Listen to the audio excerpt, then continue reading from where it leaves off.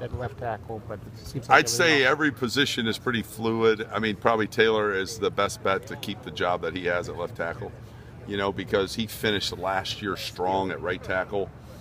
He rotated, you know, in practice both sides. And towards the end of the year, maybe the last 2 or 3 games of the season, if you watch the film, he probably played the best of any of the tackles or maybe anybody on the O-line. So we hope he can pick up from there and, you know, transition to the left side and take that job and hold it down for the next few years. I think he should. I'd be really surprised if someone could knock him out of that slot. And the other ones? Joel Hale moving over from D-line to O-line. We're excited about that. Joel's a high-energy, tough guy. I mean, he's just doesn't know all the fundamentals yet, techniques, but he's really good right now in the run game. He just has a little development to do in the passing game, but it's really fluid. I mean, he and Tony Underwood will battle there. You know, at right guard, you know, you've got Elfline, who has some good experience, played well in some games for us last year. Behind him, you have Tom Brown, Marcellus Jones, the freshman from Glenville that came in January. Wow, he's got some ability. So that's good, you know. You got Darryl Baldwin, Evan Lyle over there.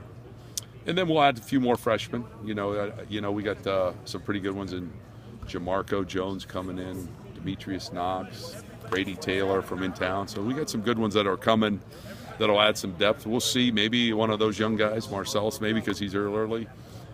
Maybe one of those other young guys can help us. Kyle Trout's here too, the Lancaster kid. He's 6'6", 305, real athletic.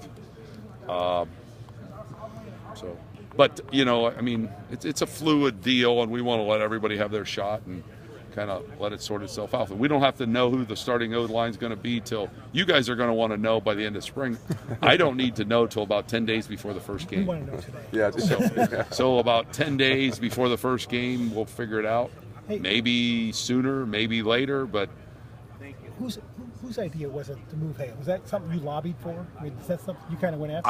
I did not. He came to us as coaches, and he wanted to see what my impression was. And when he looked at me and said, "Hey, what would you think of me playing O-line?" I said, "I would love for you to." And we went in and talked to Coach Meyer, and Coach Meyer thought it was a great idea because Joel can help us there. I mean, that gives us a veteran guy that's tough, that works hard, that has energy. He's an energy guy. He gives us a little juice over there at the end too. Well, but the other side of that is, this is last year. Is it too late for him to develop as an O-lineman? Absolutely not, unless you thought Reed Fragel was too late for him, or Darryl Baldwin didn't. He played D-line when I came here. Yeah.